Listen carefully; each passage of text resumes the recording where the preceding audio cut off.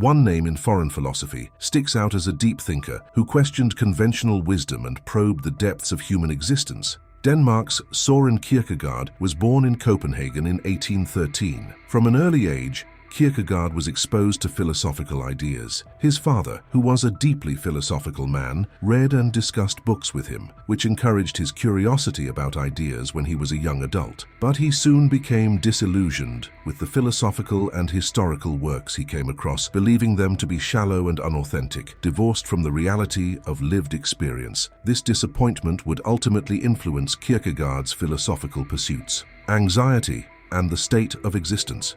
In his groundbreaking work, Kierkegaard introduced the idea of angst, or existential anxiety, which is one of his most significant philosophical contributions. The idea of nervousness. Angst, in Kierkegaard's view, is a reaction to the fundamental aspects of the human condition, the unknown and uncertainty that permeate our lives, rather than being confused with anxiety disorders that are classified by medical professionals. Kierkegaard explores the depths of this unique human experience, revealing profound insights into the nature of our existence. Since we are born into a world that is unpredictable and full of possibilities, Kierkegaard encourages us to reflect on the existential reality we face. We come across circumstances, decisions, and conundrums that cause us to feel deeply uneasy. According to Kierkegaard, this is because we are aware of how big the world is, how much remains to be discovered, and how much responsibility comes with having freedom. Anxiety is not just a mental illness, it is a philosophical and existential investigation that challenges our basic existence and compels us to face the boundaries of our comprehension. The mysteries of life, the certainty of death, the uncertainty of the future, and the innate contradictions of human nature confront us. We want security and stability, but we have to face the fact that nothing is certain in life and that there is never complete certainty. The relationship between anxiety, freedom, and the pursuit of a meaningful life is profoundly understood by Kierkegaard's philosophy. His well-known phrase, "anxiety is the dizziness of freedom," captures his belief that anxiety results from the inherent freedom and responsibility we bear within the vast uncertainty of existence. At every moment of our lives, we are faced with choices. We have the freedom to make decisions and direct the course of our lives, but this freedom comes with a great sense of responsibility. Being aware that we are responsible for the results of our actions can cause extreme anxiety. Kierkegaard observed that a common feature of the modern human condition is a persistent state of anxiety. We are faced with an enormous number of options, a deluge of information, and the difficult task of choosing which ones will lead to our desired ends. The weight of these choices can be daunting, resulting in a persistent unease as we hope that our decisions will allay our existential anxieties, even though there is no guarantee that they will. Despite the widespread belief that anxiety is always bad, there are ways to use anxiety as a catalyst for greatness. According to Kierkegaard, anxiety is a necessary component of life and a profound experience with enormous potential for our existential and personal growth. He thought that our responses to anxiety and the decisions we make define the difference between a fully lived life and a life filled with emptiness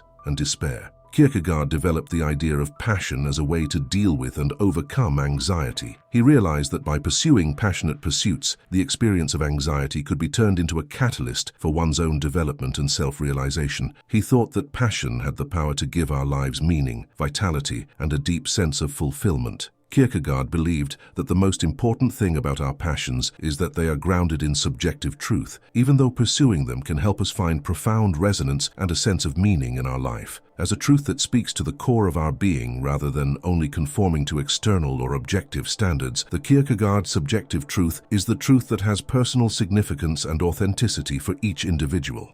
In order to discover our passions and find the viewpoints, values, and goals that are specific to us, Kierkegaard challenges us to delve into the depths of our own subjectivity. He wrote, "Finding a truth that is true for me is what matters most in order to identify the concept I am prepared to live and die for." These quotes capture the core ideas of Kierkegaard's philosophy, emphasizing the need of accepting subjective truth and the existential commitment needed to pursue what is personally meaningful. Adhering to subjective truth necessitates taking a risk and believing that our experiences, perspectives, and goals are genuine. This leap of faith is both emotional and existential in nature. It requires a willingness to embrace uncertainty and to face the anxieties that arise from stepping outside the comfort of collective beliefs. It is a commitment to living a life guided by what holds personal significance, even in the absence of external validation or intellectual consensus. It is an acknowledgement that our subjective truths hold immense power and value, even if they cannot be objectively proven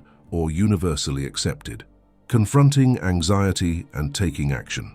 Anxiety's tight hold on our thoughts and feelings can frequently be paralyzing, impairing our ability to move forward and make decisions. It also casts a shadow over our life, impairing our judgment and depleting our motivation. But according to Kierkegaard, giving in to fear and inaction only results in despair and a fragmented experience of life. If anxiety is not dealt with, Kierkegaard understood, it can consume us and make us unresponsive to life's energy. When anxiety controls our decisions and immobilizes us, we give up our ability to control our own fate and get caught in a vicious cycle of fear, hesitation, and lost opportunities. Conversely, Kierkegaard stressed the significance of facing anxiety head-on and gathering the bravery to confront the discomfort and uncertainty it brings. He realized that in order for us to grow and achieve self-realization, we must confront our anxieties and take action in their presence. By doing so, we reclaim our agency over our lives, acknowledge the risks and uncertainties that come with making decisions, but we refuse to let them control us. We also realize that, despite being uncomfortable, anxiety can act as a compass, pointing us in the direction of our own personal transformation.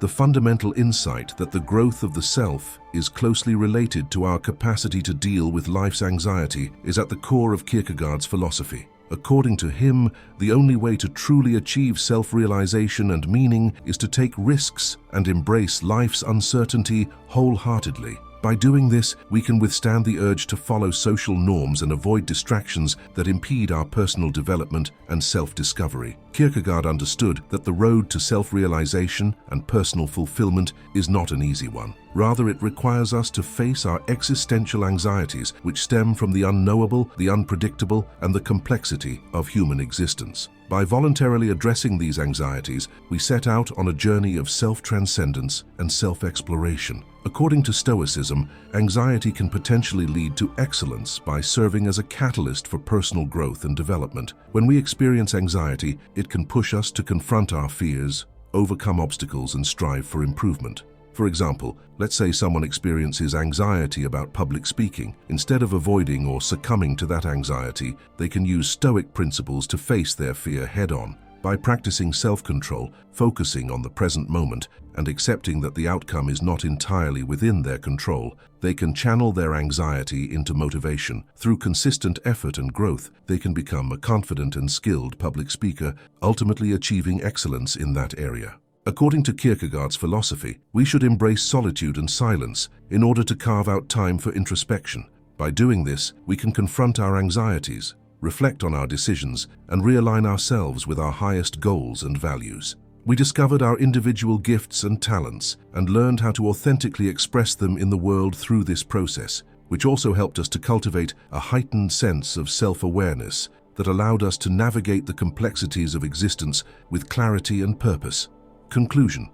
We consider the importance and strength of anxiety in the human experience. Anxiety is a normal reaction to life's unsettling complexity, uncertainty, and choices in a world full of options. Although anxiety can become crippling, it can also serve as a catalyst for achievement and self-actualization. We have to accept that there will never be a completely stable or fear-free life, and that there will never be a perfect moment to act when faced with difficult choices and uncertainty. In a culture that frequently stigmatizes anxiety as a weakness or illness, Kierkegaard exhorts us to make decisions that pursue the heights and depths of the unknown. According to him, anxiety is a natural part of being human. By accepting this fact, learning to live with it, and taking risks to pursue our own sense of meaning and purpose, we can live more fulfilled and genuine lives. For more exciting content, make sure to subscribe to our channel and hit the notification bell so you never miss an update.